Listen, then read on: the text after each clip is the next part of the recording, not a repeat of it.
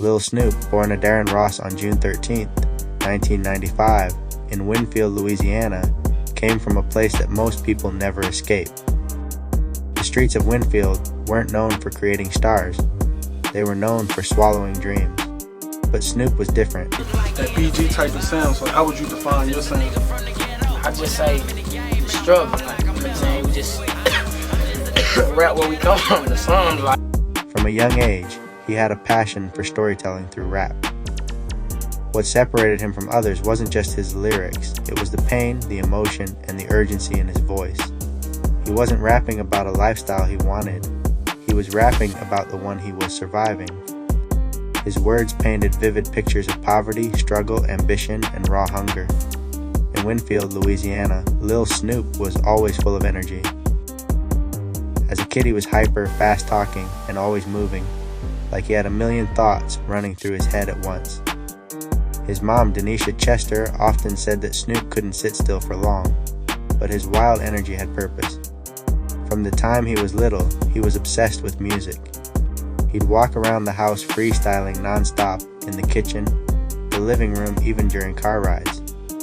His mom would joke that she couldn't get a word in without him dropping a verse. At just 17 years old, Lil Snupe made a move that would change his life forever. A college in Louisiana, when I was leaving out of college, there was a lot of people banging on my window, but it was one young kid, he had a hoodie on. He had his hoodie on and he was just banging on my window, but he was calm doing it. I told my homie, like, get his CD. And when we rode off, we played the CD on the jet. The first beat he rapped off was one of my beats, and shit, next time I sing Lil Snupe, he said he jumped. He attended a Meek Mill concert and managed to get his mixtape into Meek's hands. Within 20 minutes, Meek Mill called him back. That call launched a relationship that would take Lil Snupe out of the backstreets of Louisiana and into the spotlight of mainstream hip-hop. Meek Mill wasn't just impressed, he was blown away. He saw in Snupe a reflection of his younger self, hungry, determined, and fearless with a microphone. Meek Mill quickly signed Lil Snupe to his label, Dream Chasers, making Snupe the youngest and most exciting new face in his camp. Under Meek's guidance, Snupe began recording music with more structure, access to real studios, and better production. In 2013, Lil Snupe released his breakout mixtape R.N.I.C. The tape was raw and full of energy. Songs like Mellow, Nobody, and Let Me Ride showcased his speed, technical skill, and ability to rap from the soul. His energy on the mic was unmatched, and he could freestyle circles around most artists, even veterans. Quick! Tell how you living.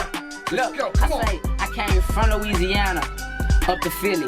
Then I start chilling, messing with Meek Millie. He said I got an opportunity in the back. With the buzz from the mixtape, Lil Snupe was getting national attention.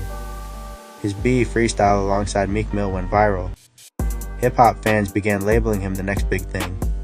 He had the cosign from Meek, he had the lyrical talent, and most importantly, he had the authenticity that fans respect. What made people gravitate toward Lil Snupe wasn't just that he was dope, it was that he was real. You could hear his pain in every bar, every line, every breath. But while Snupe was rising in the industry, he was still struggling personally. At only 17 and 18 years old, he was still tied to his past.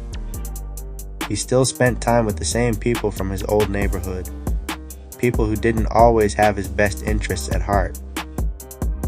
Though he had left Winnfield physically, the mentality and the dangers of the streets followed him. There were signs that he was moving too fast. Fame, money, and attention hit him all at once. He was still learning how to handle it, and unfortunately, there wasn't enough time. 2 months after he dropped R.N.I.C, Snupe was chilling at his friend's apartment in Louisiana. According to his friend Lil E, Snupe was playing 2K with a dude named Tony Holden. Tony and Snupe was putting bets on the games, but the situation got heated when Tony lost. So he put out a pistol and shot Snupe twice in the chest. On June 20th, 2013, just 7 days after his 18th birthday, Lil Snupe was shot and killed during a heated argument over a video game. According to reports, an older man named Tony Holden, someone who was once a friend, pulled the trigger. The fight that led to Snupe's death was senseless, emotional, and tragic.